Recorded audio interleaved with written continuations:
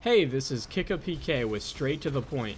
Let's get straight to the point today and provide the information you need to start up Path of Exiles. Too many videos drag on for an hour and only provide one or two of these game mechanics, and the rest is irrelevant ranting. This is the video I wish I could have watched when I started playing. You're welcome.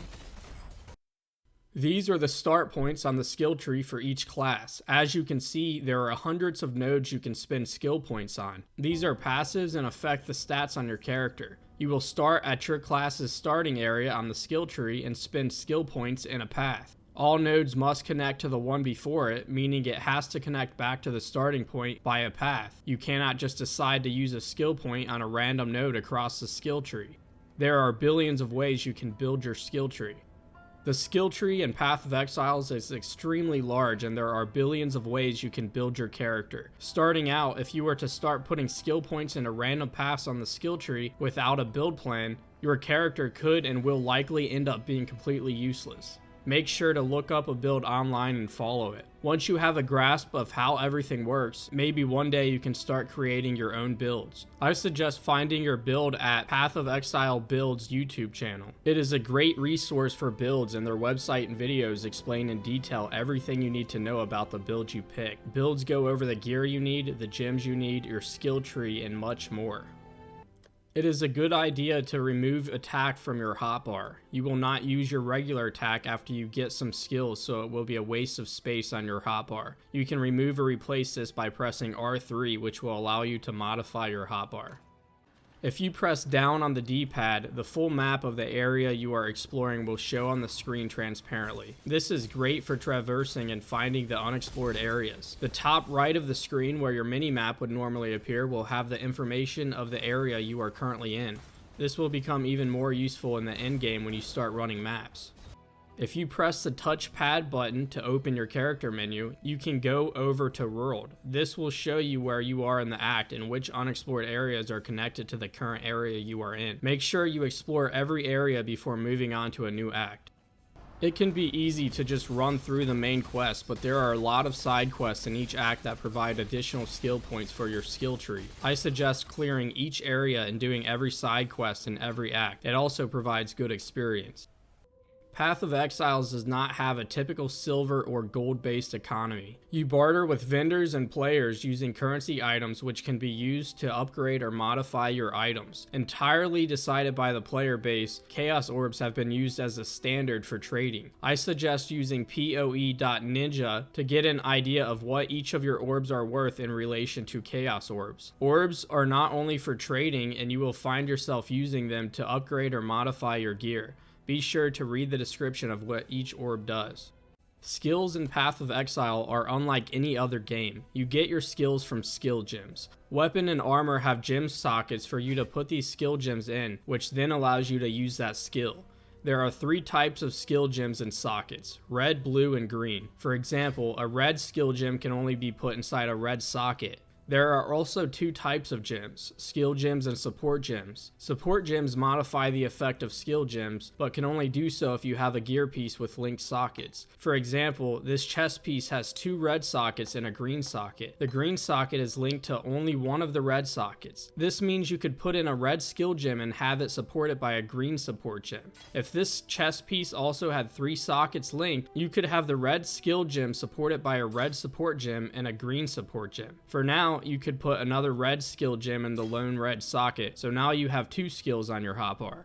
You will know if a support gem is affecting your skill gem because an icon will appear above the skill on your hotbar. Not all support gems work with skill gems, so make sure to read the support gem to see what it can be applied to. It does not matter if your skill gems are on a weapon or armor piece, they will all work the same way. You will want items with a lot of sockets that are linked together so you can support skill gems with multiple support gems, making your skills dramatically better. You can and will use orbs to modify your gear to have the correct amount of sockets, colors, and links that you need for your build. Also, there are white sockets which any colored gem can be placed into, but these are quite rare to find. Most importantly, any skill gem can be used by any class. There are no limits, and you are not limited to certain skill gems by the class you pick. Please comment below with any questions you have about this and I will better clarify.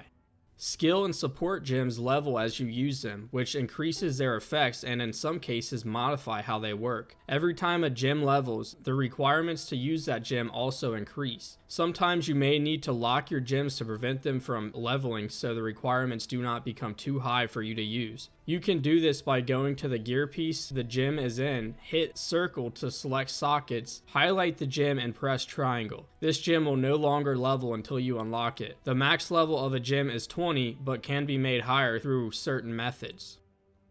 Some skills apply a buff to you and will say something along the lines of mana reserve 35%. This means the skill will be constantly applied to you, but will reduce your maximum mana by 35%. There are support gems that can lessen the amount of mana reduced, and also some that will make it apply to your life rather than mana. Most builds will have at least one mana reserve skill, which is why I thought this was important to mention. Depending on the combination of items you put for sale at NPC vendors, the vendor will give you certain items back. For example, if you put 3 2-stone rings with different resistances for sale at the vendor will give you back an unidentified prismatic ring. There are many useful vendor recipes and we suggest you look them up.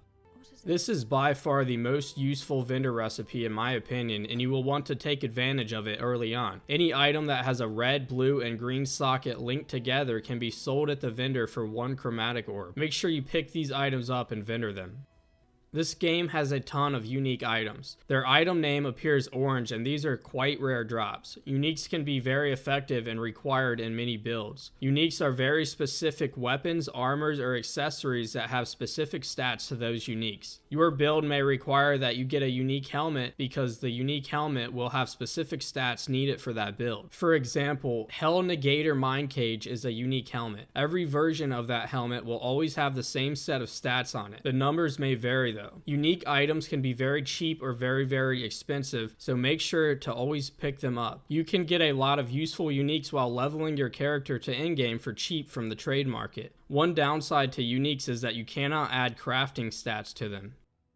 Rare items are often much more expensive than unique items. Rare items have a yellow item name and the stats and name of these items are randomly generated. These are great for crafting and typically your gear will consist of quite a bit of these. This depends on your build though. You typically want to find rare items that have at least 2 resistances and maximum life. Items with 3 resistances and maximum life should be stored in your stash and sold on the trade market. As you progress through the game, you will sometimes find strong boxes in the environment. Like your weapons and armor, these also have different rarities and properties and can be modified by your orbs. If you find a white normal strong box, try using an orb of transmutation on it to make it a magic strong box, which will drop more and better items. You can also use a scroll of wisdom on strong boxes that are unidentified to reveal their properties. If you love loot that has randomly rolled stats, Path of Exile has your back. There is so much loot dropped in this game, it can sometimes be very distracting. You can apply filters under UI in the options menu that will only show gear it deems worth picking up for your level. I suggest applying a filter around level 20 to make sure you aren't spending too much time looking at noob items on the ground. In any town, you can find the trade market board. On here, you can search for items you need by their base type and level. This trade market is filled with items that other players have listed for sale. This will be a very large part of the game after Act 5 because you will need to start buying upgrades in order to be strong enough to progress. Find the item you need and submit your offer. You can press R3 at the start of the trade market menu to only show items listed from players who are currently online for a quick transaction. For easy currency, make it a point to pick up any skill or support gems that are dropped by monsters and sell these for 1 alchemy on the trade market. New players will usually buy these because they are unable to get them from in-game vendors at a low level. If you have any free sockets available on your gear, you can put gems in them and they will level regardless if you use them or not. Leveling gems to their max level and selling them for a high price is a solid way to earn currency. Throughout the progression of the game, you will come across side quests that challenge you to find a god and defeat them. When you defeat these gods, you are then able to use these gods in your Pantheon menu to gain extra stats. To get to your Pantheon menu, speak to the NPC called Sin. You will come across tests called Trials of Ascension, in which you will go through a series of traps and monsters that can sometimes be very challenging. You will need to complete these in order to unlock your first labyrinth. Once you unlock your first labyrinth, you can run it and gain Ascension skill points upon completion of it. These Ascension skill points are extremely useful and will make your character a lot better. There are 4 labyrinths and a total of 8 Ascension skill points. Labyrinths are large dungeons with many traps and monsters to defeat. There is a ton of loot you can get from running these, as well as an item enchantment you can get every time you beat it. You have to start from the beginning every time you die, so don't die. I know this is a lot of information, but it will make sense once you find your first trial of Ascension, so look out for it and try to find the first 6 trials as quickly as possible, because your Ascension skill points will dramatically change your character's effectiveness. You can find the labyrinth in Act 3 or Act 8 town.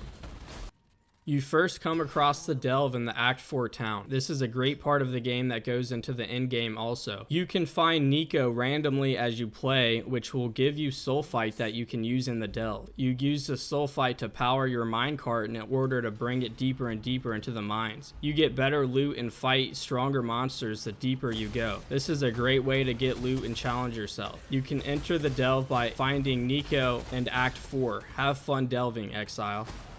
Like the Delve, this is another great way to challenge yourself and get a ton of great loot. You will find Cavis randomly as you play. You can enter his memories and must stabilize them with a ton of monsters attacking you. You can replay every memory you stabilize at Memory Nexus. You can enter the Memory Nexus by finding Cavis in any town. This is not only great for loot and challenging yourself, it is great leveling experience early on. This can be found in the Synthesis League, but may be added to the standard game in the future.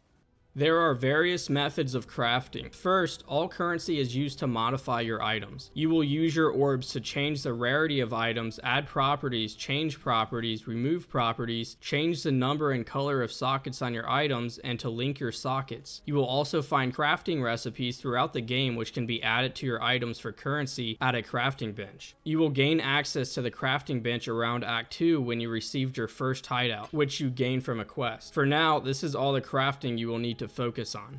Armorer's scrap and blacksmith's whetstones are used to increase the quality of your items. Armorer's scraps will increase the quality of your armor piece up to level 20. The effectiveness of these depend on the rarity of the armor. A white normal item will have its quality increased by 5% every time you use one. Rare and unique items only have their quality increased by 1 per armorer's scrap. This same mechanic applies to blacksmith's whetstones and weapons. A jeweler's orb, which modifies the amount of sockets an item has, is more likely to give you the max number of sockets the higher quality of an item is. These can be great for crafting items from scratch into solid rares. It can be very annoying trying to get the right color sockets on your items by using chromatic orbs. Chromatic orbs randomly change the color of sockets on the item you use it on. Something to keep in mind when using this method is that the base type of items affect what color sockets are more likely to roll for that item. Armor-based gear relates to red, evasion rating relates to green, and energy shield relates to blue. If you need 4 red sockets, it is going to be very hard to roll that with an energy shield or evasion rating gear type, but very easy with an armor-based gear. If you need 2 blue and 2 green sockets, it would be easiest to use chromatic orbs on a piece of gear that gives you evasion rating and energy shield. I hope this video has helped you and saved you a ton of time listening to noobs rant for hours about nothing. If this video did help you, please like, comment, and subscribe to this channel for more content that doesn't waste your time.